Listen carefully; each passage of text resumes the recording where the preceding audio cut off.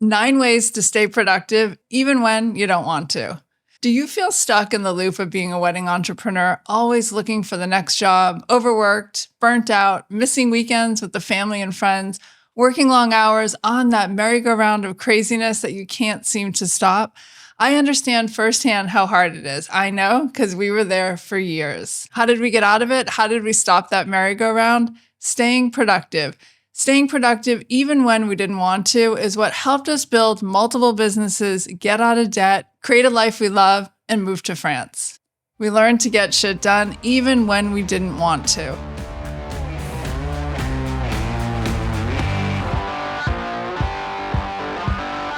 In this podcast, I will show you 9 ways to be more productive to achieve your goals and build a wedding business that you love and that loves you back. First, get stuff off your plate. Granted, Keith and I had each other, but we had help in other areas as well. From having a cleaning lady, a landscaper, a pool guy, a bookkeeper, a CPA, other photographers that work with us, and of course some admin help, including writing blog posts and sending handwritten thank you notes to clients. So look at everything you currently have on your plate and start handing off some of this work to other people. Hire an intern, ask one of your teenage kids, your sister. Go to Fiverr or apps like that in other countries that do outstanding work for a fraction of the cost.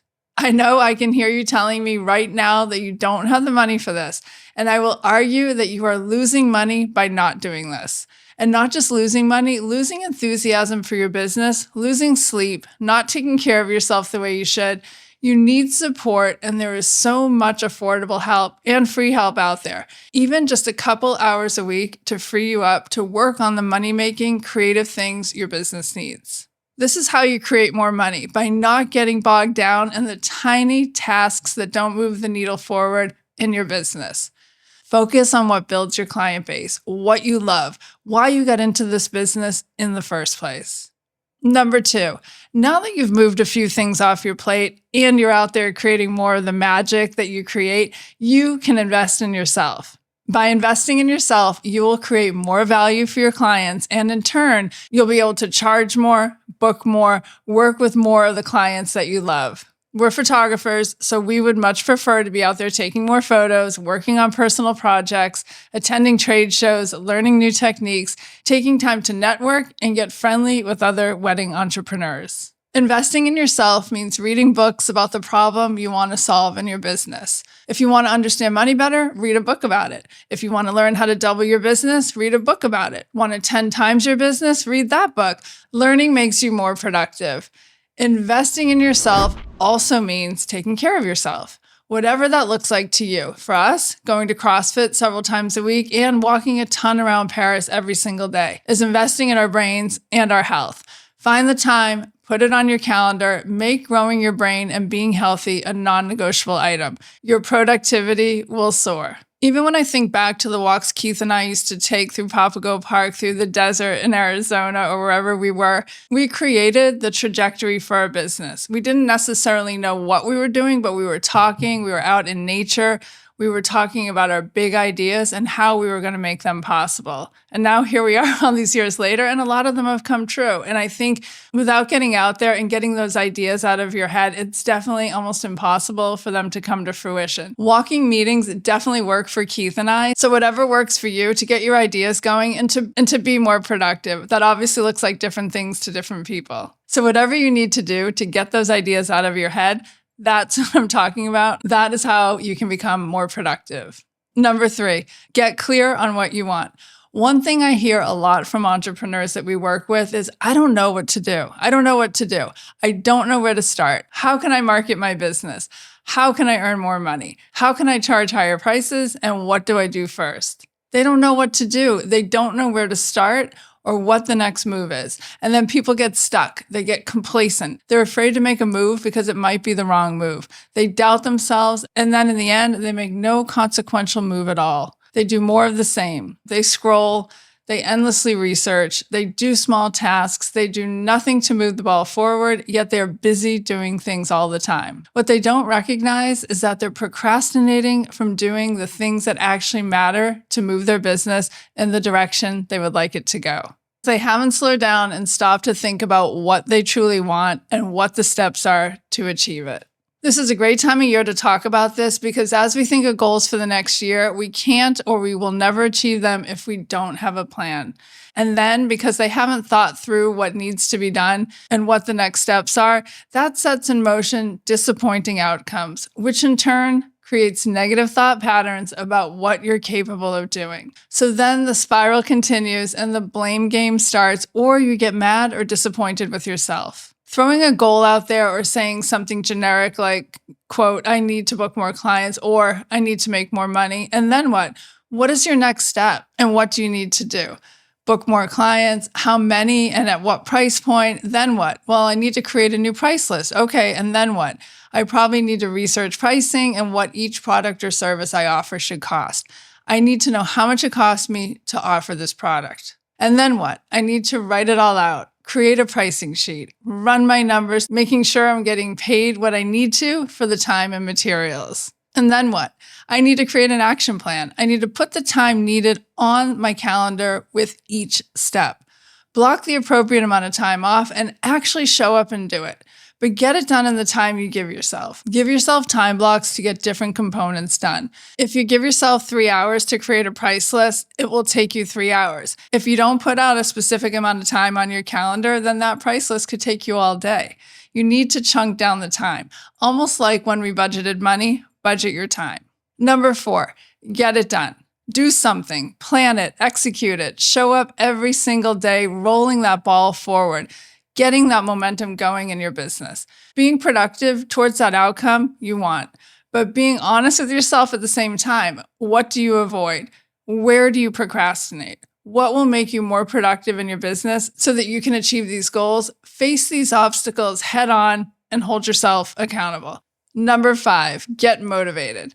Honestly, I think businesses get stuck when the business owner, ourselves, aren't motivated. So many wedding entrepreneurs I know truly think they really want something, but in the end, they aren't necessarily putting in the right effort. It's like wanting to lose weight. You technically know that if you eat less and work out, you will lose the weight you want. The disconnect happens when you half-ass it. You show up at the gym, but without purpose. You buy healthy food, but still eat junk food, and then wonder why you don't get the results you want. You need to show up every day at the gym, doing the reps, shopping healthier, but making and eating better meals, being motivated to do the things you know you need to do to get the results you want. Number 6, stay focused. It's the focus on the results that accomplishes the goal.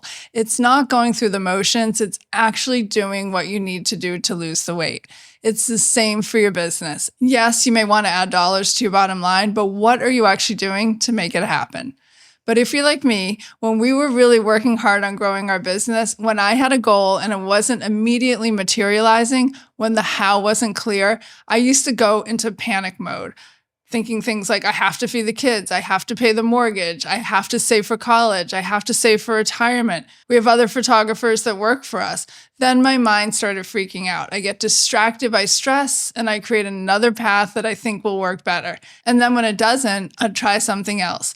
But what I would end up doing is stopping the momentum that I was gaining with the original path I was on. Counterintuitive, right? To stop and shift gears just made it more difficult for us to grow the business the way we wanted to. It wasn't until I would focus on that one outcome, that measurable outcome, keep working towards it every day, in spite of the setbacks, in spite of my anxiety and thinking that I need to keep trying something different. Now, I'm not trying to imply that you keep working on something that is clearly not going to work, but what I am saying is that if you have a goal and you continuously work towards it, you may make errors, miscalculations, take steps that just don't work, but keep your eyes on the goal that you truly want. Don't then change it to a new goal, then a new goal, then a new goal. Stay with what you need for your business. Just keep falling down until you figure it out. You will be stronger and have so much more valuable information when you achieve this goal. Focus, focus, focus on what is going to move the needle forward. Be consistent. It's not sexy, but it's what works. You start building momentum when you're focused and consistent. Number 7, this has to be something that you want in your heart. This can't be a miserable slog towards your goal.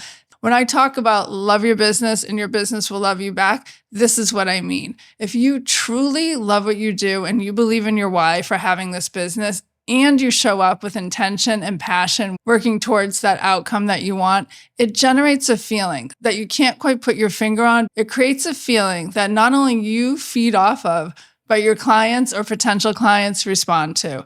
And something else that comes from this focus, this purpose to achieve what you've started, that goal you want, you become uniquely you and the way you show up, the product you offer, and the passion that you exude. Number 8, becoming more productive. Where can you automate something in your business? Those emails you recreate every time someone inquires about your services, a manual to show those that help you how to do it, whether that be how to assemble a flower arrangement, loading your gear into a van, setting up at the wedding. Create systems for anything that you find yourself repeating over and over. Do it once, but then you can use it forever. Create checklists, how-tos, take photos of finished products. Just make it easier on yourself and you will save a tremendous amount of time. Number 9, time management. I know. I ran from this for years. I didn't want a set schedule. I was an entrepreneur for a reason, of course. I wanted freedom. Freedom from schedules, every day different, until I quickly realized that approaching my time and productivity this way was actually a time killer. Having routines and deciding what to do with your time is critical to working less, and it's freeing. Planning ahead of time what you want to do on purpose is one of the most important decisions you can make. Who would have thought? Well, this is another example of a lesson I needed to learn the hard way. But once we embraced assigning our time tasks and having deadlines, it was actually a relief. It felt great to plan ahead of time what most of our day would look like, what needed to be done. How do you do this? Start with a brain dump. I like to do this prior to the week starting so we can strategize where things fit in. This isn't meant to be punishing at all. We want to prioritize what is most important. So the natural first thing to start with is your personal time. Write on your calendar all the family or personal things you need, like family activities, the gym, or other things you have to do or have appointments with. For work, let's continue with the brain dump. Think of everything you need to do for the week. Put it all out on a piece of paper. This is also freeing because when you get everything out of your head and write it down, don't type it. Write it. It immediately makes you feel a bit accomplished, shall we say, because getting it out of your head is the first step to getting it done. And you'll probably sleep better knowing that it is out there. Make sure you include focus time for the most important things that need to be thought through. The CEO tasks, the ones that make you money, and then go through the brain dump and pick out a handful of non-negotiable items for the week and put them on your schedule, assigning an amount of time to them. This is where we start planning so we can execute. Don't negotiate with yourself.